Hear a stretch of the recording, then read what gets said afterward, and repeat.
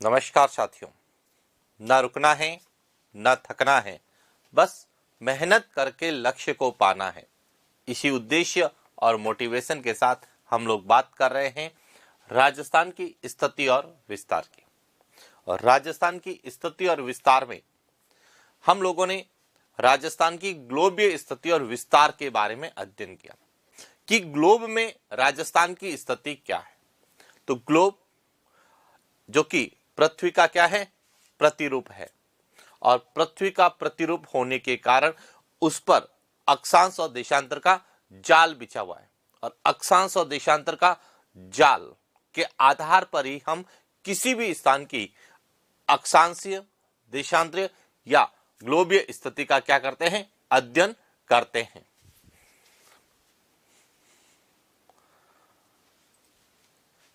अब यहां पे जो सबसे इंपॉर्टेंट बात है कि जब हम राजस्थान की ग्लोबीय स्थिति का अध्ययन करते हैं तो हम दो प्रकार की स्थिति का अध्ययन करते हैं।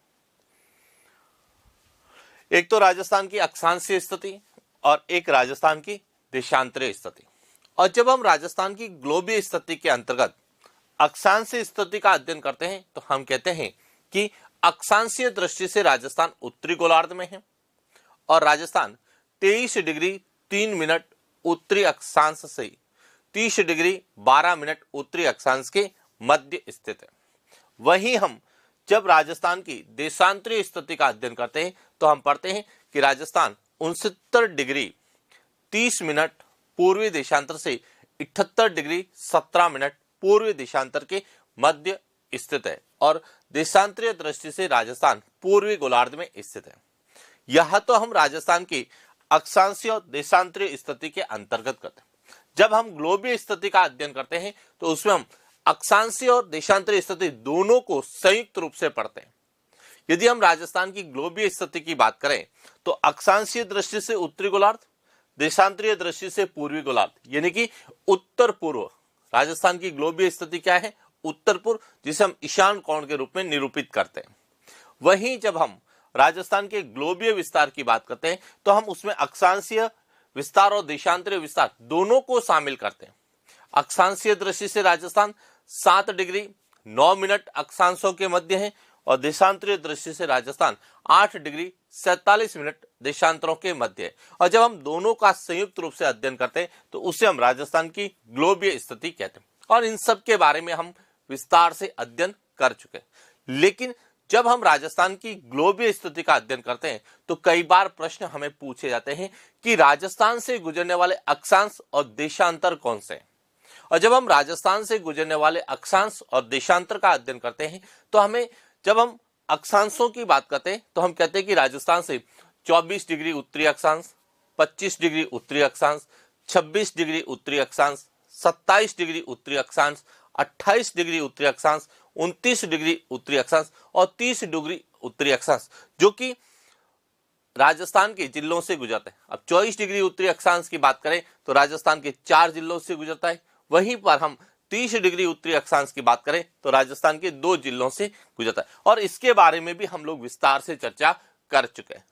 आज हम जो सबसे इंपॉर्टेंट बातें करेंगे वह करेंगे कि राजस्थान की जो देशांतरीय स्थिति है उस स्थिति के आधार पर और राजस्थान के देशांतरीय विस्तार के आधार पर राजस्थान से गुजरने वाले देशांतर कौन से।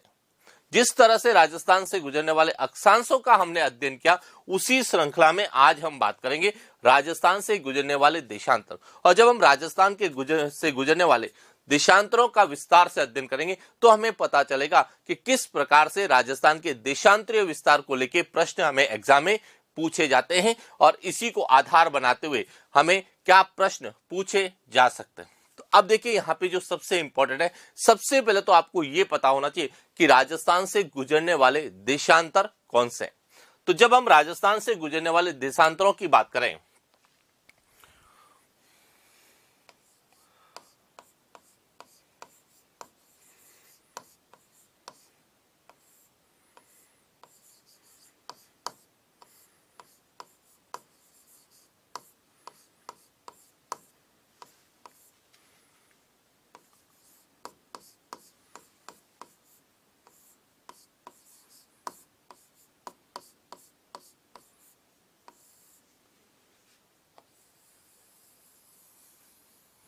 तो राजस्थान से गुजरने वाले देशांतरों की जब हम बात करते हैं तो राजस्थान का जो देशांतरीय विस्तार है वह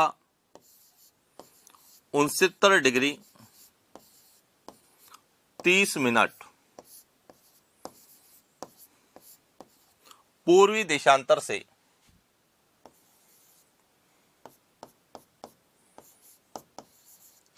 78 डिग्री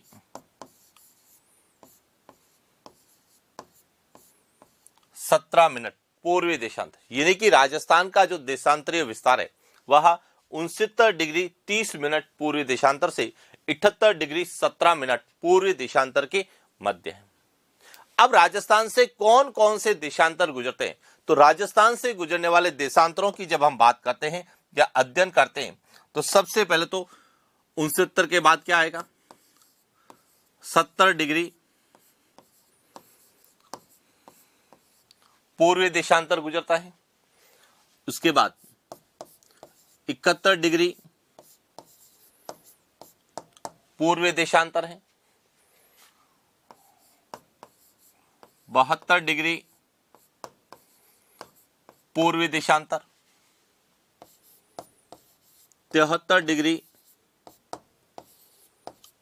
पूर्वी देशांतर। 74 डिग्री पूर्वी देशांतर।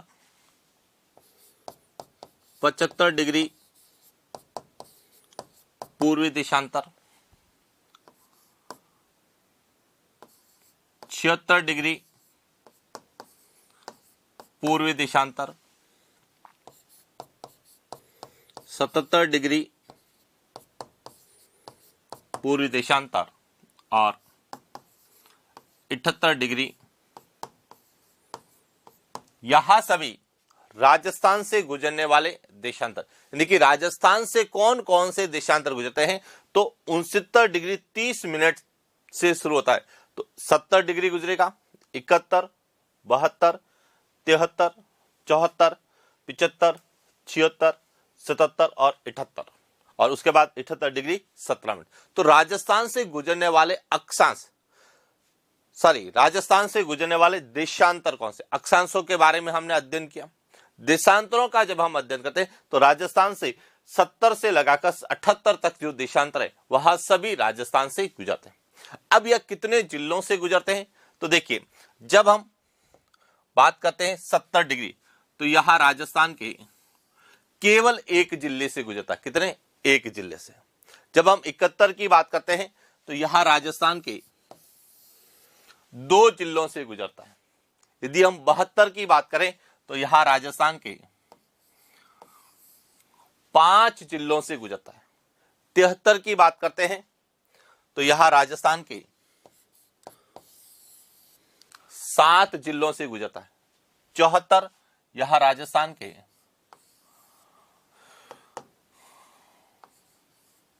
9 जिलों से गुजरता है। 75 की बात करें तो यहां भी राजस्थान के 9 जिलों से गुजरता है। 76 की बात करते हैं तो यहां राजस्थान के 7 जिलों से गुजरता है। 77 की बात करते हैं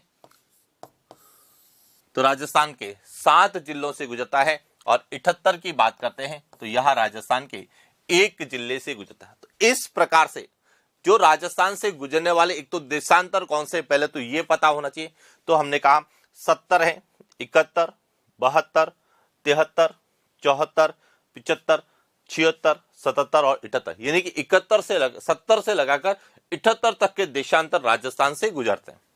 अब ये कितने जिलों से गुजरते हैं, तो आपसे पूछा भी जा सकता है और पूछा भी गया है कि 70 डिग्री पूर्वी देशांतर राजस्थान के किस जिले से गुजरता है, या राजस्थान के निम्न में से कौन सा देशांतर राजस्थान के एक ही जिले से गुजरता है। तो अब यहां पे समझना कि जो 70 और 78 है, जो किनारे वाले हैं, वहां तो दोनों एक एक जिले से गुजरते हैं, केवल एक एक।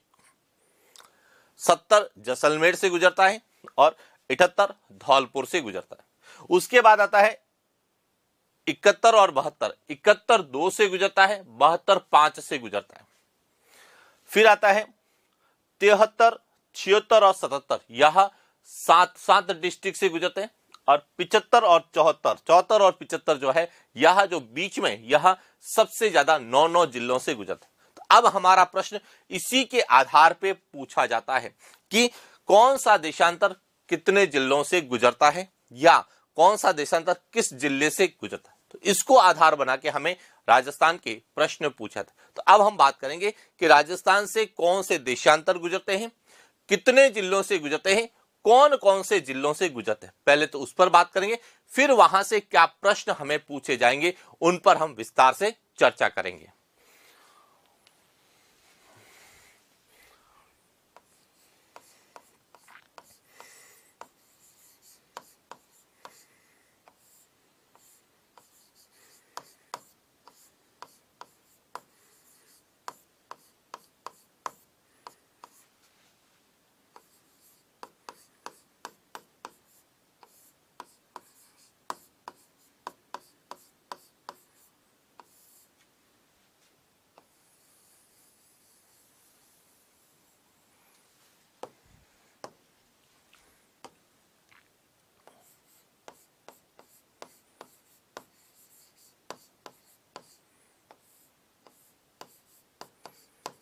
राजस्थान से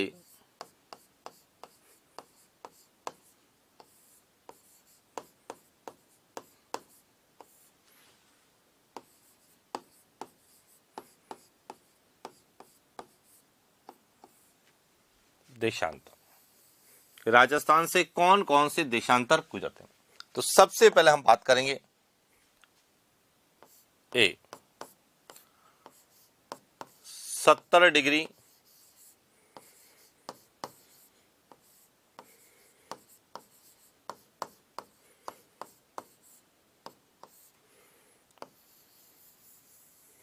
और यहां कितने जिलों से गुजरता है, एक डिस्ट्रिक्ट से गुजरता है। कितने जिलों से,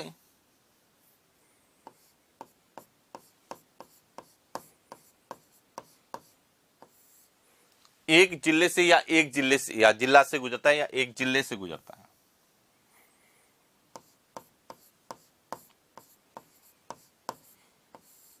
और वह एक जिला कौन सा है, तो वह है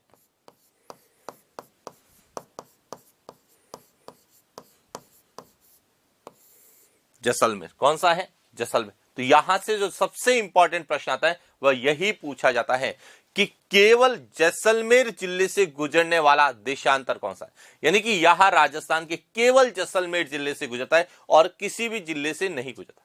लेकिन जब हम 71 की बात करेंगे तो वह जैसलमेर और बाड़मेर 2 जिलों से गुजरता है। तो इसलिए ध्यान रखना, केवल जैसलमेर जिले से गुजरने वाला कौन सा है, तो 70 डिग्री पूर्वी देशांतर। इसके बाद दूसरा है 71 डिग्री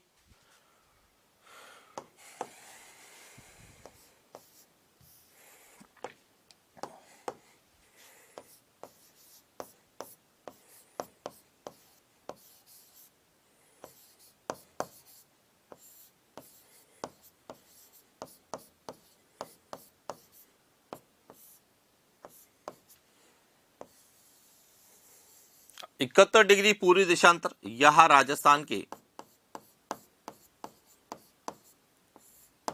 2 जिलों से गुजरता है।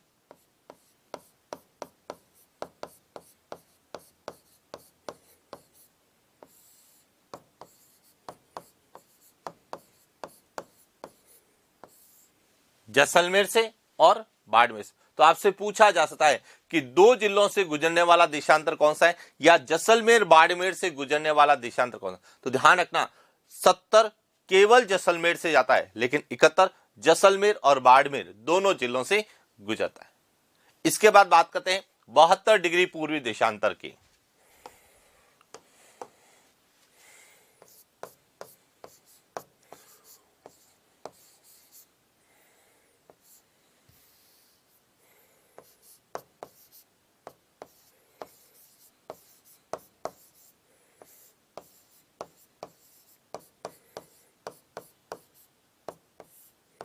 यह राजस्थान के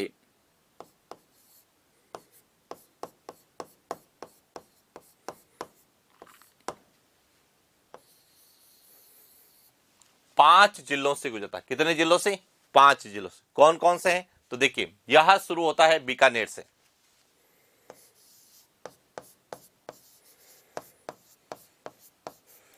बीकानेर,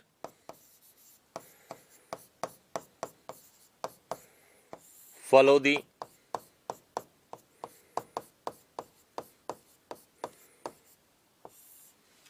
जैसलमेर, इसके बाद बालोतरा और जालोर से।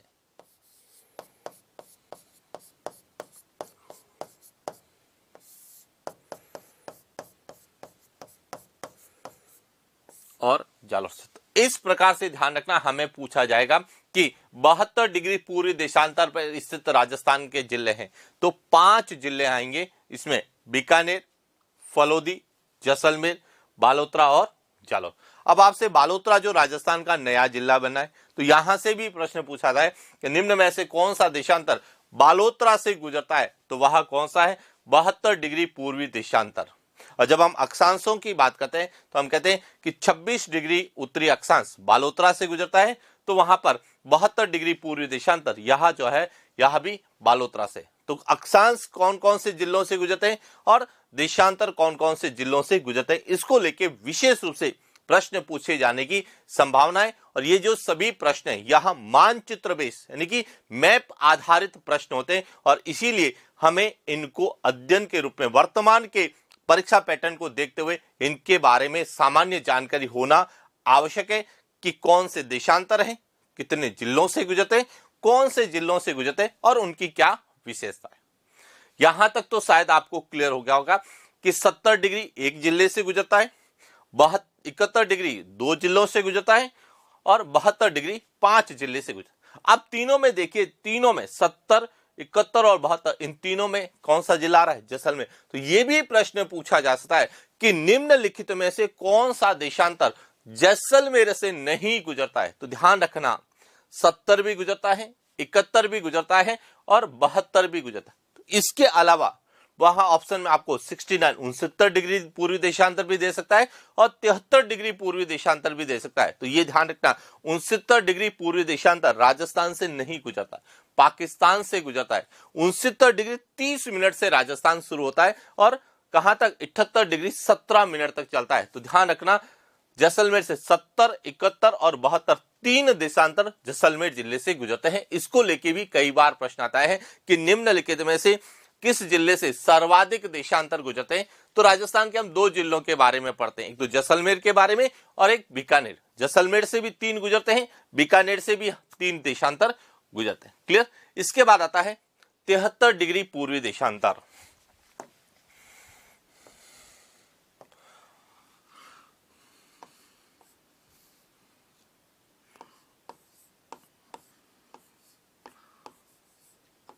डिग्री पूर्वी देशांतर यह राजस्थान के कितने जिलों से गुजरता है,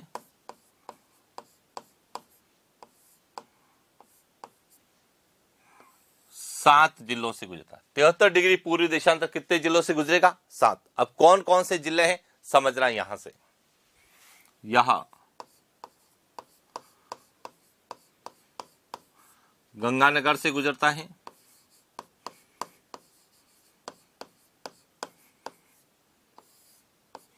बीकानेर से गुजरता है, फलोदी से गुजरता है,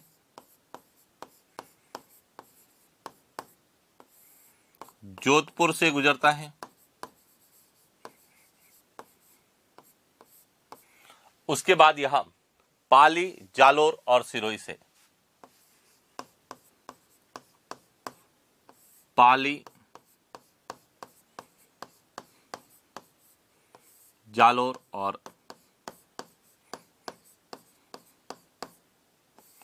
अब यहां पे समझना कि जो पाली, जालोर और सिरोही है यह पर्यटन की दृष्टि से गोडवाड़ सर्किट के अंतर्गत आते हैं और सामान्यतः पाली, जालोर और सिरोही का जो लूनी बेसिन का भाग है उसे हम गोडवाड़ प्रदेश की भी संज्ञा देते हैं और यहां पर विशेष रूप से पाली और जालोर में गोडवाड़ी बोली बोली जाती है। तो प्रश्न क्या बन सकता है कि गोडवाड़ प्रदेश से गुजरने वाला देशांतर कौन सा है। तो देखिए, जिस तरह से हमने शेखावटी प्रदेश से गुजरने वाले देशांतरों का अध्ययन किया उसी प्रकार हमें गोडवाड़ प्रदेश शेखावटी प्रदेश से गुजरने वाले अक्षांशों का अध्ययन किया, उसी प्रकार हमें गोडवाड़ प्रदेश से गुजरने वाले देशांतरों के संदर्भ में पूछा जाए तो 73 डिग्री पूर्वी देशांतर यह गोडवाड़ प्रदेश से गुजरता है। इसके बाद आता है 74 डिग्री पूर्वी देशांतर।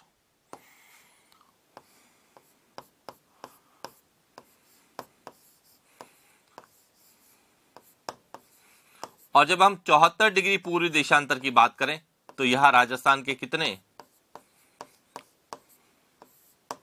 9 जिलों से गुजरता है। कितने जिलों से गुजरता है? 9।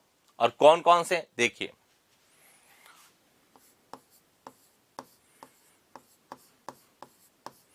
गंगानगर से गुजरता है,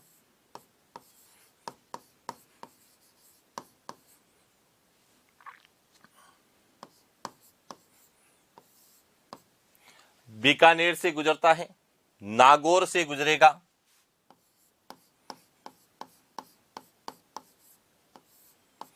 नागौर के बाद में यह जो है कहां से ब्यावर है, पाली है,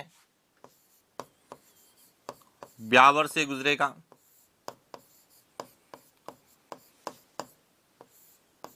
पाली से गुजरेगा, उसके बाद राजसमंद से गुजरेगा,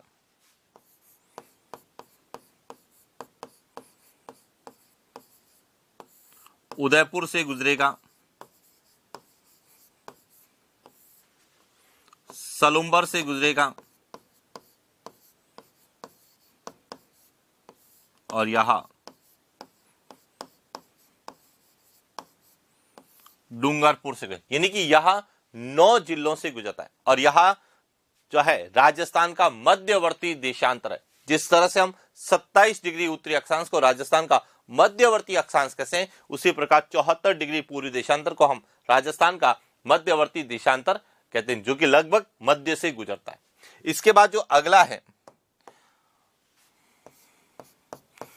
वह है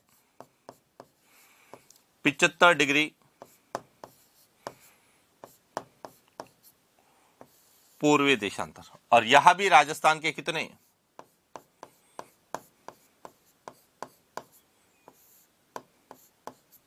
9 जिलों से गुजरता है। अब 9 जिले कौन से हैं? तो इसमें देखिए,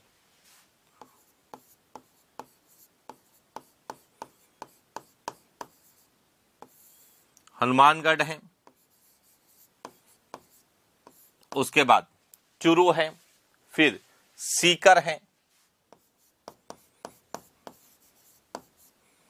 उसके बाद डीडवाना है, जिसे हम डीडवाना कुचामन जिला कहते हैं, डीडवाना,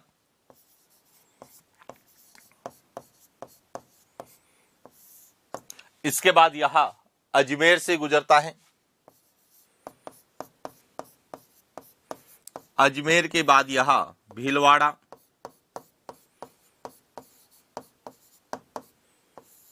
चित्तौड़गढ़,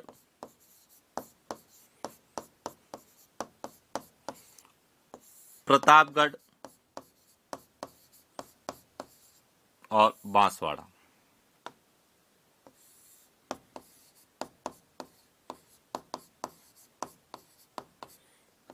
इस तरह से यह भी जो है कितने 1 2 3 4 5 6 7 8 9, तो आपसे पूछा जा सकता है कि 9 जिलों से गुजरने वाले देशांतर कौन से हैं? तो 74 और 75, जो कि 74 तो क्या है मध्यवर्ती। इसके बाद आता है 76 डिग्री।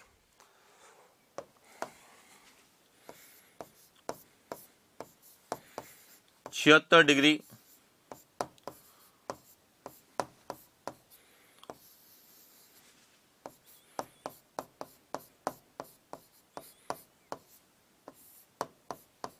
कितने जिलों से गुजरता है? 7 जिलों से गुजरता है। अब कौन कौन से 7 जिले हैं? तो देखिए, यहां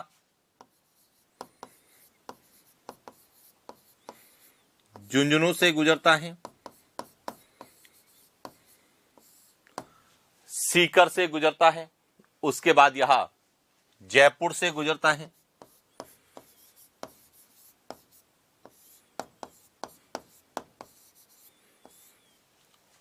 टोंक से गुजरता है, उसके बाद यह बूंदी,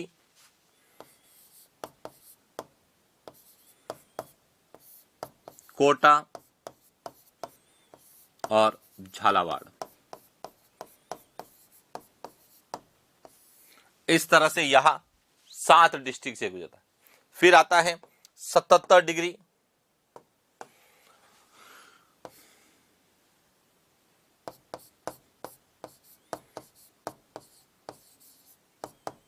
77 डिग्री पूर्वी देशांतर, यह भी राजस्थान के कितने जिलों से?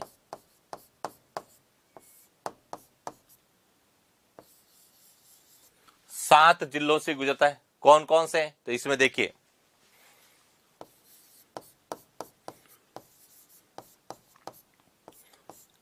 खैरथल, तिजारा है,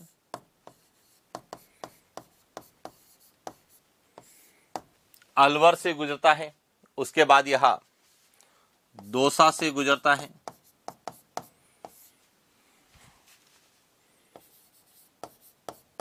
करौली से गुजरता है,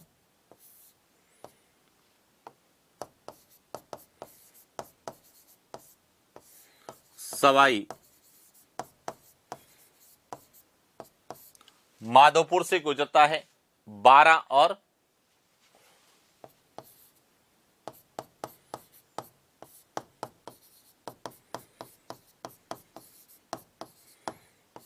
झालावाड़ से। तो यह भी 7 जिलों से गुजरता है। और उसके बाद लास्ट है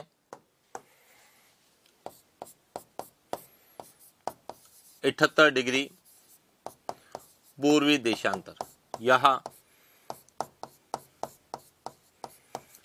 एक जिले से गुजरता है, और वह कौन सा है?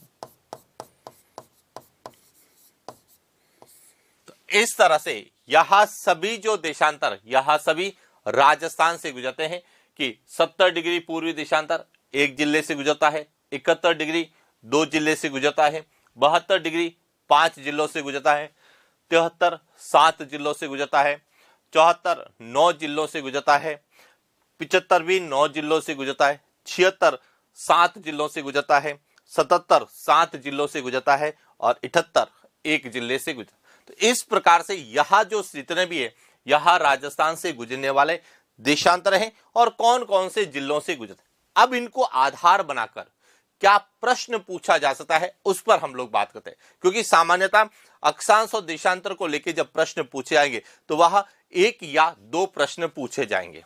या तो अक्षांश और देशांतर विस्तार से पूछे जाते हैं, या अक्षांश और देशांतर राजस्थान के कौन से जिलों से गुजरते हैं इसको लेके पूछे जाएंगे। तो अब इनको लेके पहले क्या प्रश्न बनते हैं, उन प्रश्नों पर हम लोग बात करते हैं। तो देखिए,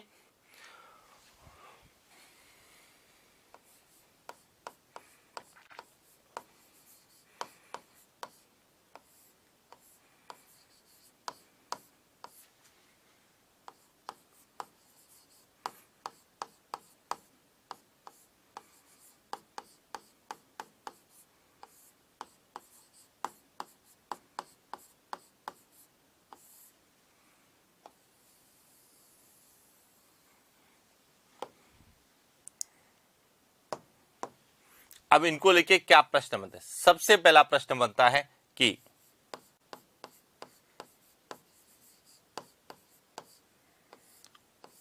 राजस्थान के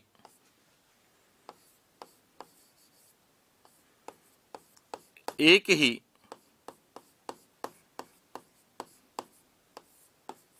जिले से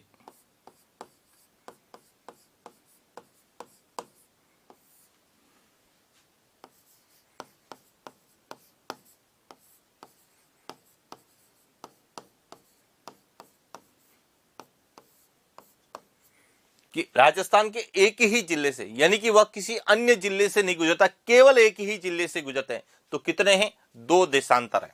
कौन कौन से हैं? एक तो 70 डिग्री पूर्वी देशांतर, और दूसरा है 78 डिग्री। यह 2 ऐसे देशांतर हैं जो केवल एक ही जिले से गुजरते हैं। जिसमें से यदि बात करें तो 70 डिग्री पूर्वी देशांतर, यह केवल जैसलमेर जिले से गुजरता है, और 78 डिग्री पूर्वी देशांतर, यह केवल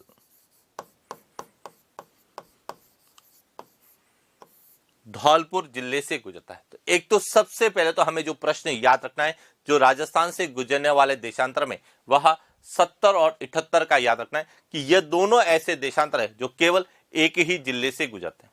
दूसरा हमें याद रखना है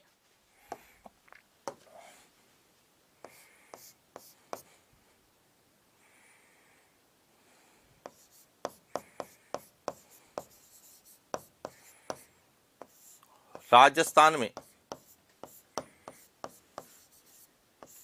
एक जिले से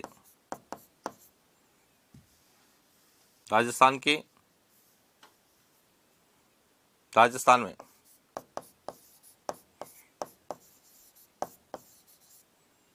सर्वाधिक देशांतर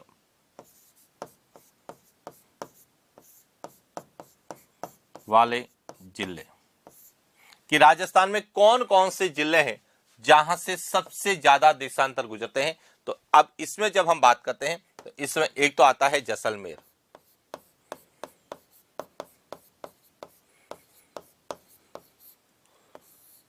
और दूसरा आता है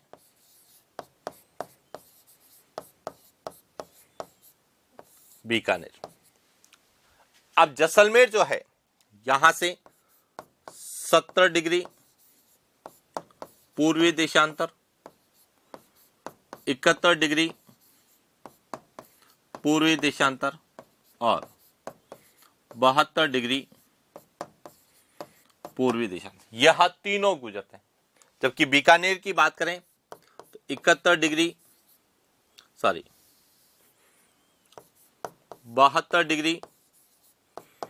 पूर्वी देशांतर,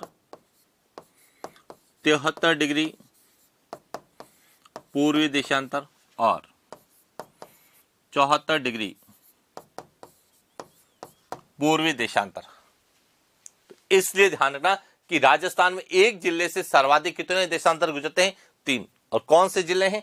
जैसलमेर और, अब देखिए इसमें देखा जाए तो जैसलमेर और बीकानेर से कौन सा 72 गुजरता है। तो आपसे परीक्षा में इसी प्रकार से प्रश्न आएंगे कि राजस्थान में 72 डिग्री पूर्वी देशांतर किन जिलों से गुजरता है? जैसलमेर बाड़मेर से, जैसलमेर बीकानेर से, गंगानगर हनुमानगढ़ से या धौलपुर करौली से। इस प्रकार से प्रश्न पूछे जाएंगे। तो ये ध्यान रखना कि 72 डिग्री पूर्वी देशांतर यह जैसलमेर और बीकानेर दोनों जिलों से गुजरता है।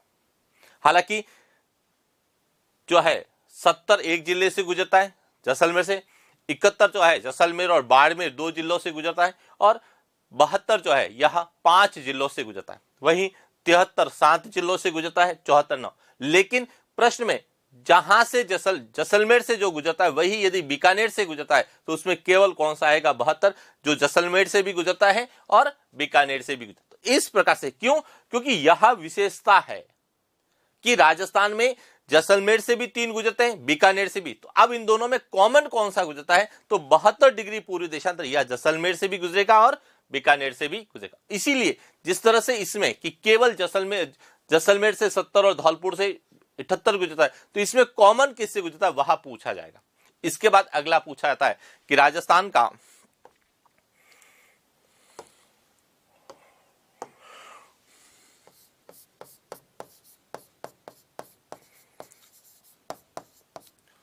राजस्थान के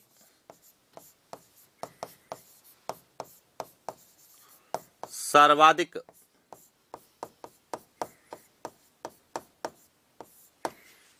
जिलों से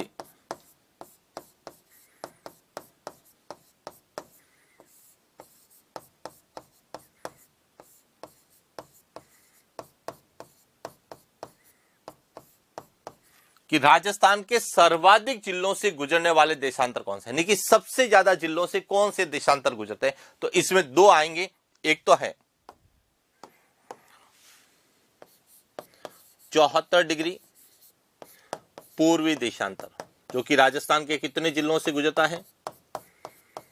9 जिलों से गुजरता है। और दूसरा आएगा 75 डिग्री पूर्वी देशांतर, यह भी कितने जिलों से गुजरता है? 9, यानी कि राजस्थान के सर्वाधिक जिलों से गुजरने वाले देशांतर है। तो ऑप्शन में हमें 74 भी मिल सकता है, 75। यदि सम संख्या होगी तो 74 पूछेगा, विषम संख्या होगी तो 75 और युग्म पूछा जा सकता है कि राजस्थान के सर्वाधिक जिलों से गुजरने वाले देशांतर है। 74 75, 70 71, 71 72, इस तरह से युग्म है। तो युग्म में पूछेंगे तो 74 और 75 दोनों आएगा, और यदि युग्म नहीं है तो या तो 74 होगा या फिर 75 होगा। क्लियर। इसके बाद आता है कि राजस्थान का मध्यवर्ती जो है देशांतर कौन सा है।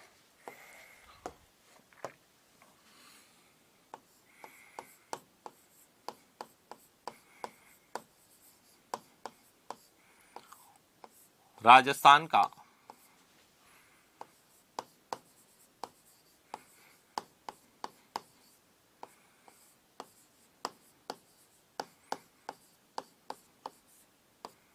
मध्यवर्ती देशांतर तो वह है 74 डिग्री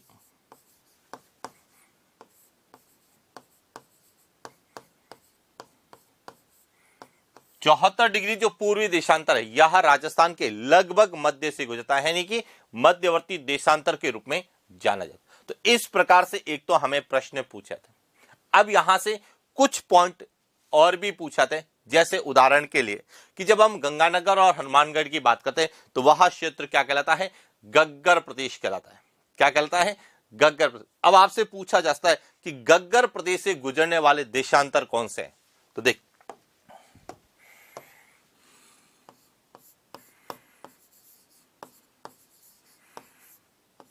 गग्गर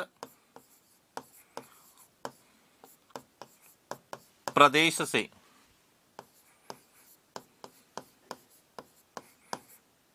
गुजरने वाले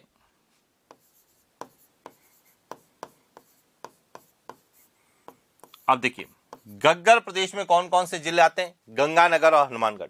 अब देखिए गंगानगर से 73 भी गुजरता है, 74 भी गुजरता है, और हनुमानगढ़ से 75। तो इसका मतलब गग्गर प्रदेश से गुजरने वाले जो है उसमें कौन सा आएगा, 73 डिग्री पूर्वी देशांतर, 74 डिग्री पूर्वी देशांतर और 75 डिग्री पूर्वी देशांतर। यह जो तीन है, यह तीन किस में आते हैं, गग्गर प्रदेश। अब ध्यान रखना, हम पढ़ के तो कितने जा रहे हैं, तीन, 73 74 और 75, लेकिन परीक्षा में तीन नहीं पूछेगा, कोई दो पूछेगा कि गग्गर प्रदेश से गुजरने वाले देशांतर है, और उसमें ऑप्शन क्या लिखेगा ये ध्यान रखना कि 71 72, 72 73, 74 75, 75 76। अब ध्यान रखना या तो इन दोनों में से कोई एक होगा दिन में। अब ध्यान रखना 73 और 74 गग्गर प्रदेश से नहीं, केवल गंगानगर से गुजरता है, क्योंकि गग्गर प्रदेश में दोनों आते हैं, तो इसलिए ध्यान रखना 74 और 75 हमारा सही होगा, क्योंकि 74 गंगानगर से गुजरता है, 75 हनुमानगढ़ से गुजरता है। तो हमें ऑप्शन के आधार पे उत्तर देना है, रटे रटाए उत्तर नहीं देना है, क्योंकि हम पढ़ते तो हैं कि गग्गर प्रदेश से गुजरने वाले जो है देशांतर, क्योंकि गग्गर प्रदेश में गंगानगर और हनुमानगढ़ दोनों आते हैं, वहां से गंगानगर से 73 भी गुजरता है, 74 भी गुजरता है, और हनुमानगढ़ से 75। इसका मतलब गग्गर प्रदेश से तीन देशांतर गुजरते हैं। लेकिन हमें पूछा जाता है कि गग्गर प्रदेश से गुजरने वाले देशांतरों का युग, तो इसका मतलब हमें वो देशांतर ढूंढने हैं जो गंगानगर से जाता है और हनुमानगढ़ से। यदि हम इन दोनों की बात करें, हाँ गग्गर प्रदेश से तो मिलेंगे, लेकिन गग्गर प्रदेश में केवल गंगानगर से संबंधित है, हनुमानगढ़ से संबंधित नहीं है, और इसीलिए ध्यान रखना युग्म में हमें ऐसे ऑप्शन दिए जाएंगे जहां हम गलती कर सकते हैं। क्या होंगे, या तो दिया जाएगा एक तो 70 और 71, क्यों कि 70 और 71 की बात करते हैं तो ये जैसलमेर और बाड़मेर से गुजरते हैं, फिर 71 और 72, फिर इस युग्म को छोड़ेंगे, फिर 74 और 75, फिर 75 और 76, इस तरह से हमें प्रश्न पूछा है। तो एक तो ध्यान रखना यहां से यह प्रश्न विशेष रूप से पूछे जाने की संभावना है। उसके बाद एक और प्रश्न जो यहां से विशेष रूप से बन सकता है, जो सबसे इंपॉर्टेंट है, वह है डांग प्रदेश, कि जो डांग प्रदेश है वह कौन से देशांतरों के मध्य स्थित है। अब समझना, यहां से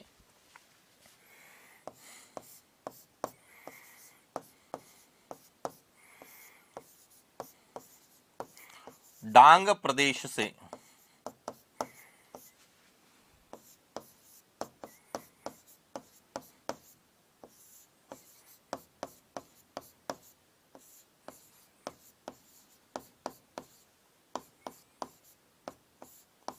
अब सबसे पहले तो डांग प्रदेश में कौन कौन से जिले आते हैं, तो सवाई माधोपुर, करौली और धौलपुर।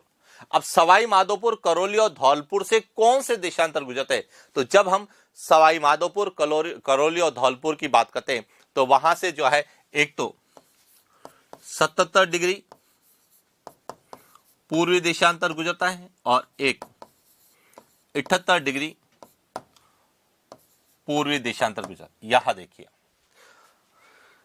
यहां से 77 डिग्री करौली और सवाई माधोपुर से गुजरता है, 78 डिग्री धौलपुर से। इसका मतलब है डांग प्रदेश से गुजरने वाले देशांतर कौन से होंगे, तो 77 और 78 यहां दोनों आएंगे। तो इसलिए ध्यान रखना, हमें बहुत जो है सिस्टमेटिक ढंग से पढ़ना है, क्योंकि हम राजस्थान की अक्षांशीय और देशांतरीय स्थिति का अध्ययन कर रहे हैं, अक्षांशीय और देशांतरीय विस्तार का अध्ययन करते हैं। तो अक्षांशीय क्षेत्रों में कौन सा, यानी कौन से क्षेत्र से कौन से अक्षांश गुजरते, ये विशेष रूप से पूछा जाएगा। इसके बाद एक और पॉइंट जो सबसे इंपॉर्टेंट बनता है, वह बनता है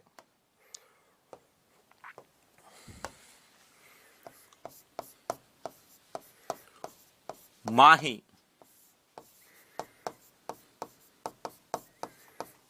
बेसिन से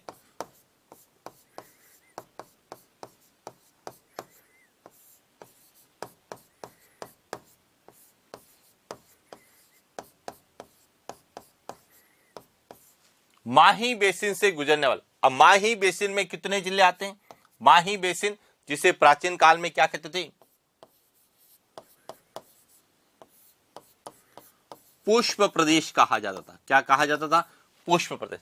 तो अब माही बेसिन से गुजरने वाले देशांतर कौन से हैं, तो अब ध्यान रखना, माही बेसिन में डूंगरपुर आता है, बांसवाड़ा आता है और प्रतापगढ़, ये 3 जिले आते हैं। अब इन 3 जिलों से कौन से देशांतर गुजरते हैं, तो देखिए डूंगरपुर से गुजरता है 74 डिग्री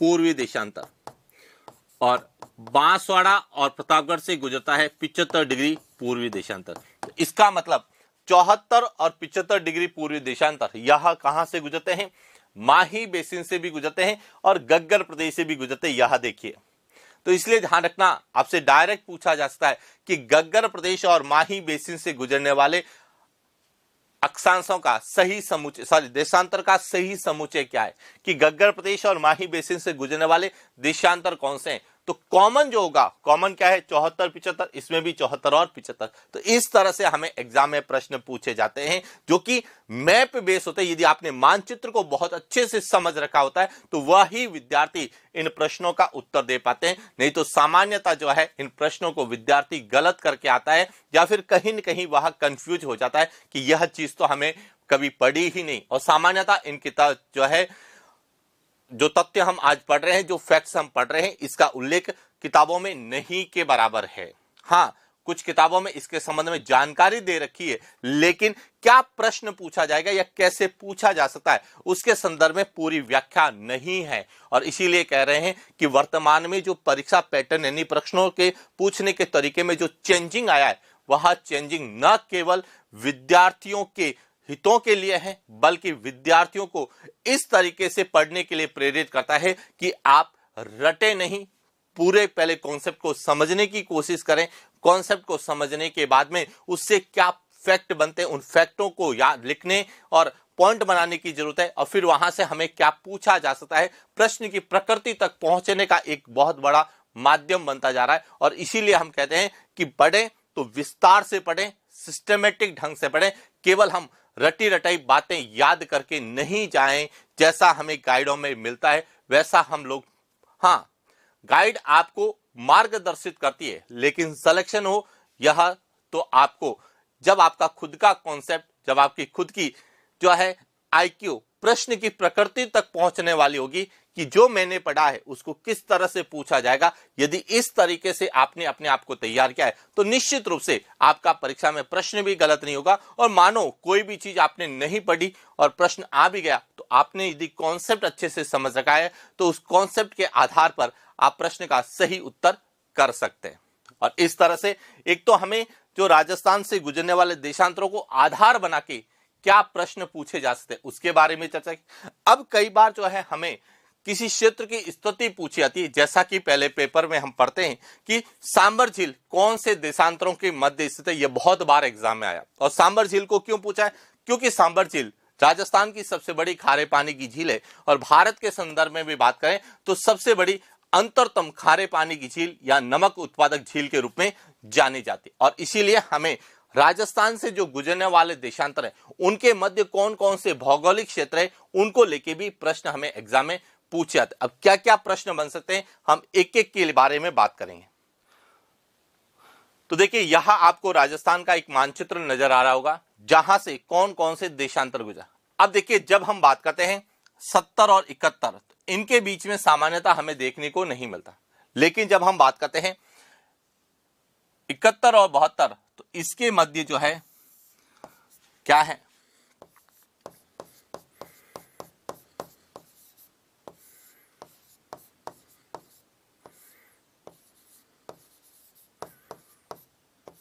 राष्ट्रीय मरु उद्यान।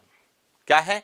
राष्ट्रीय मरु उद्यान। अब देखिए राष्ट्रीय मरु उद्यान यह राजस्थान के जैसलमेर और बाड़मेर में स्थित राजस्थान का क्षेत्रफल की दृष्टि से सबसे बड़ा वन्य जीव अभ्यारण्य है। और यह कौन से देशांतरों के मध्य है? तो 71 और 72 के मध्य यह स्थित है और इसीलिए यह प्रश्न एग्जाम पॉइंट ऑफ व्यू से आएगा। कहेंगे सर आप तो जैसलमेर से 70 भी गुजरता है, 71 जैसलमेर बाड़मेर, लेकिन यदि हम इसकी स्थिति की बात करें तो यह 71 से लगाकर 72 देशांतरों के मध्य स्थित है। और इसीलिए हमें यहां से एक तो पूछा जा सकता है राष्ट्रीय मरु उद्यान कौन से देशांतरों के मध्य है। इसके बाद बात करें तो देखिए 71 और 72 और 73 के बीच में कोई भौगोलिक क्षेत्र ज्यादा पूछने की संभावना नहीं है, लेकिन इसके बाद हम 73 की बात करें तो सबसे इंपॉर्टेंट है, क्योंकि 73 डिग्री जब पूर्वी देशांतर की बात करें और 74 की बात करें तो इसके बीच में आपको एक तो मिलती है लूणकरणसर झील।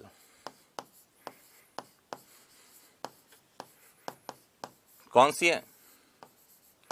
लूणकरणसर झील है। और दूसरी जो है यहीं पर ही है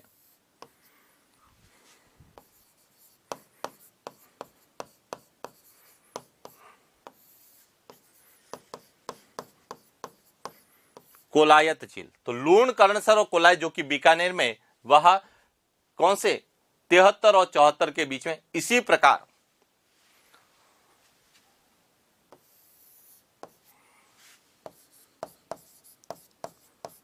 रावली,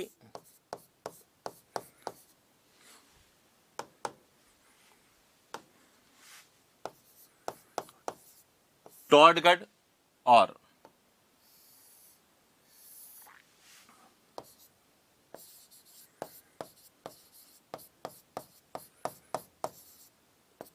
कुंभलगढ़ जो अभ्यारण्य है वह। अब यहां ध्यान रखना कि जब हम राजस्थान में अक्षांशों की बात करते हैं तब लूणकरणसर और कोलायत यह 28 और 29 के मध्य आते हैं, और जब हम रावली, टोडगढ़ और कुंभलगढ़ की बात करते हैं तो यह 25 और 26 के मध्य आते हैं। और इसीलिए ध्यान रखना कि हमें इन दोनों को एक साथ पूछा जा सकता है कि लूणकरणसर और कोलायत झील कौन से अक्षांश और देशांतरों के मध्य स्थित है। तो अक्षांशों में भी पूछा जा सकता है, देशांतरों में भी पूछा जाता है। इसलिए अक्षांशों की जब हम बात करते हैं तो यह 28 और 29 के मध्य है, देशांतर की बात करते हैं तो यह 73 और 74 के मध्य। इसी प्रकार रावली, टोडगढ़ और कुंभलगढ़ की बात करते हैं तो यह 24 और 25 के मध्य है अक्षांशीय दृष्टि से, और देशांतरीय दृष्टि से यह जो है किसके 73 और 74 के मध्य। और इसीलिए यह सबसे ज्यादा इंपॉर्टेंट है, या तो एक तो 73 और 74 के बीच में कौन से। उसके बाद आते हैं 74 और 75 की बात करते हैं तो केवल आपको एक मिलेगा, वह है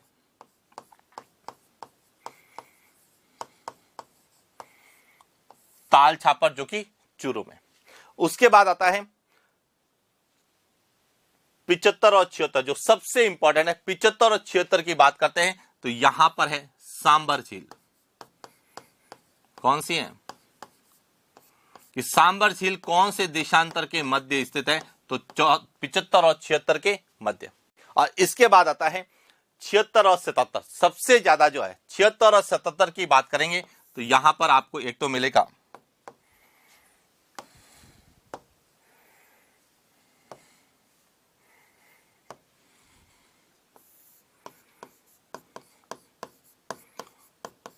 सरिस्का, यह 76 और 77 के मध्य है।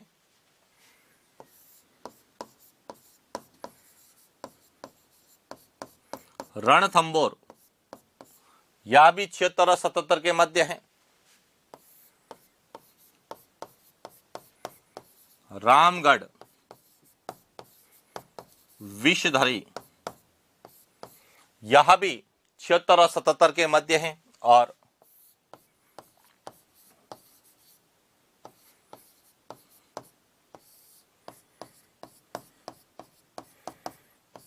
यह भी किसके मध्य है? 76 और 77। लेकिन यदि हम बात करें 77 और 78 के बीच, तो 77 और 78 के बीच में है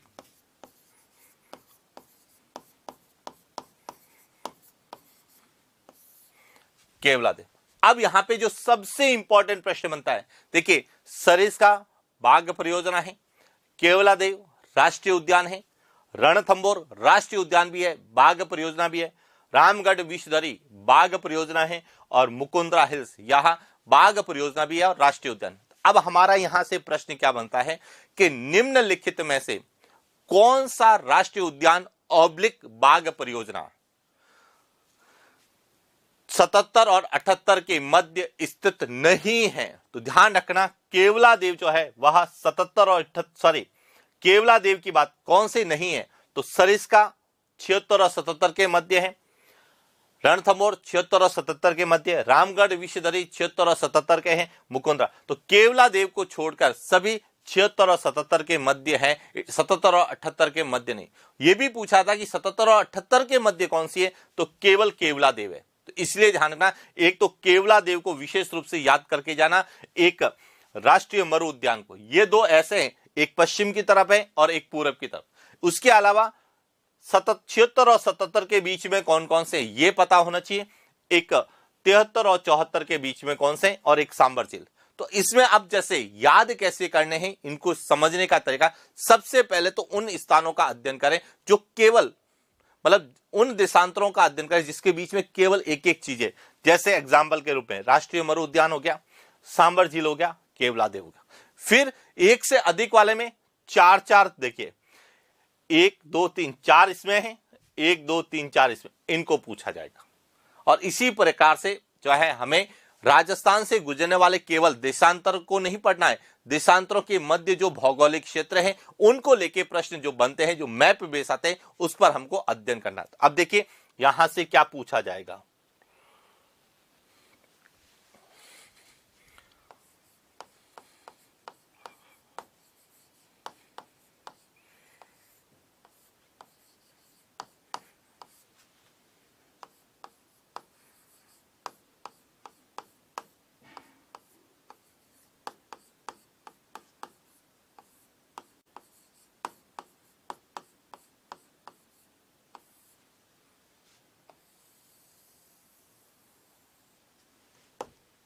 सबसे पहला तो है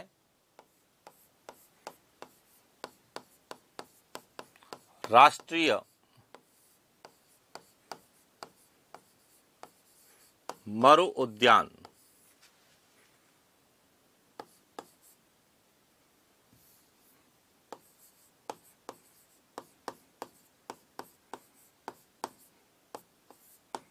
देशांतरों के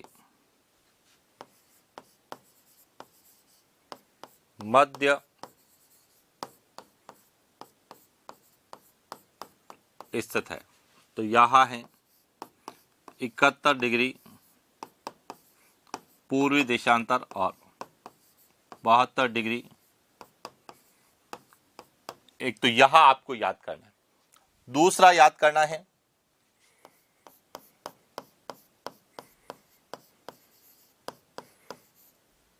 ताल छापर।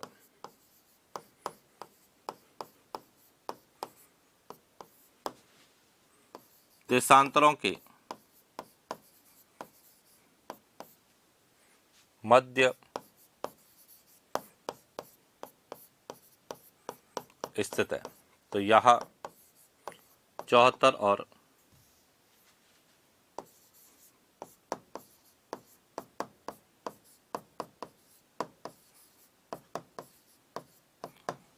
इसके बाद है तीसरा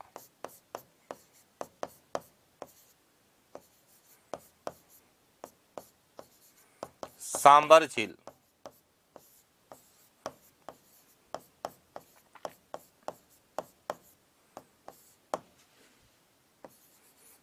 देशांतरों के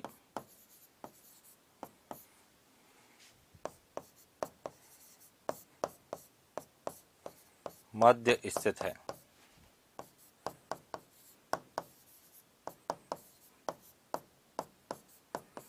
छिहत्तर डिग्री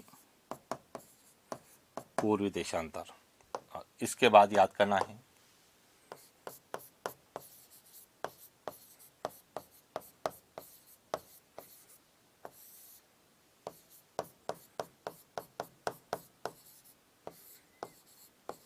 राष्ट्रीय उद्यान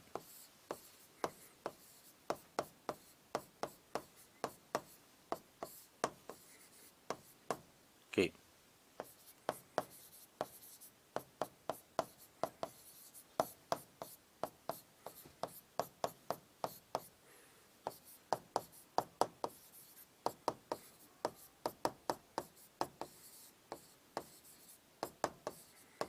इन देशांतरों का, एक तो ये इन 4 पॉइंट में से किसी एक पॉइंट को बहुत बार एग्जाम में पूछा जाता है कि राष्ट्रीय मरु उद्यान, ताल छापर, सांबर झील और केरल, क्योंकि यह स्थान ऐसे हैं जो कि 2 देशांतरों के मध्य केवल एक ही प्रमुख स्थल के रूप में जाने जाते हैं।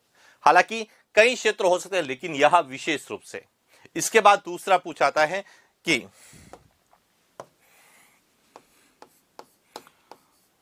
73 डिग्री पूर्वी देशांतर, 74 डिग्री पूर्वी देशांतर के मध्य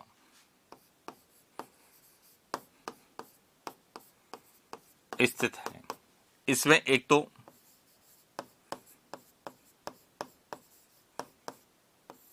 कोलायत झील है,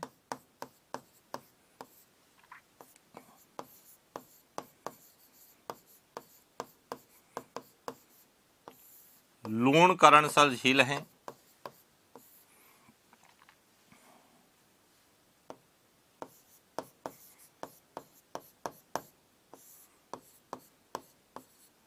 रावली टॉडगढ़ है,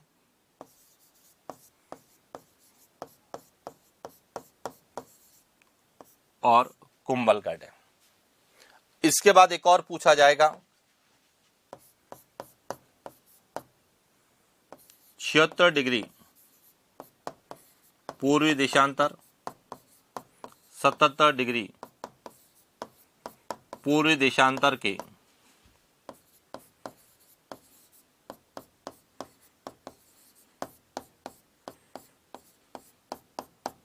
मध्य स्थित है। इसमें आएगा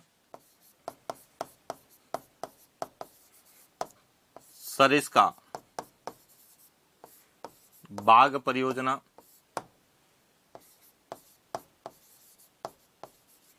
रणथंबोर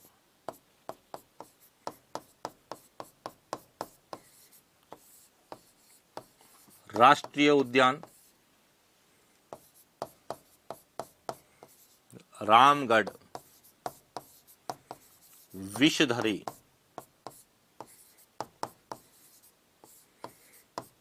बाघ परियोजना और मुकुंदरा हिल्स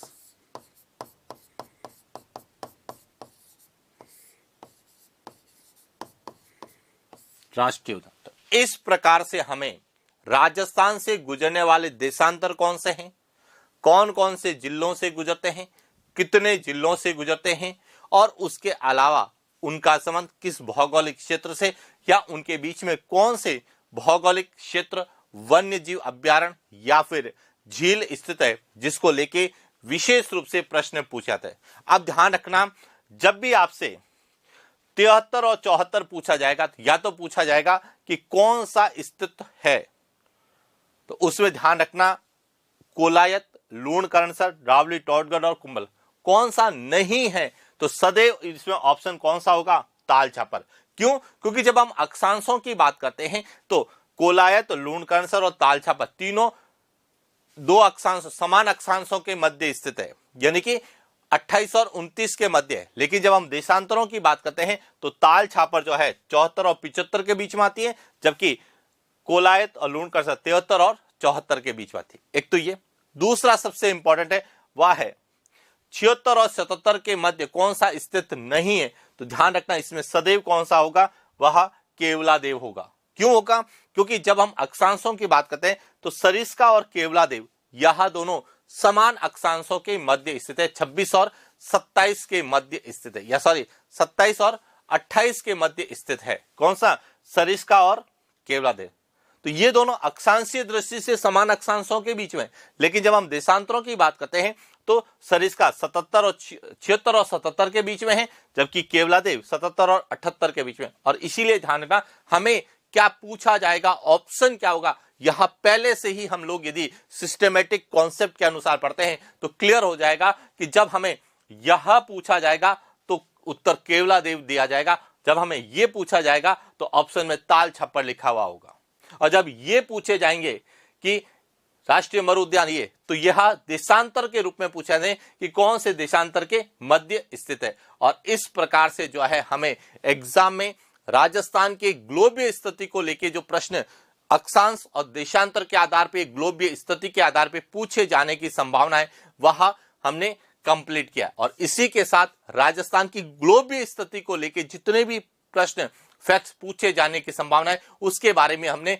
विस्तार से चर्चा की। और इसी के साथ राजस्थान की स्थिति और विस्तार के अंतर्गत ग्लोबीय स्थिति वाला पोर्शन कंप्लीट होता है। तो आज के लिए इतना ही, मिलते हैं नेक्स्ट क्लास। Thank you.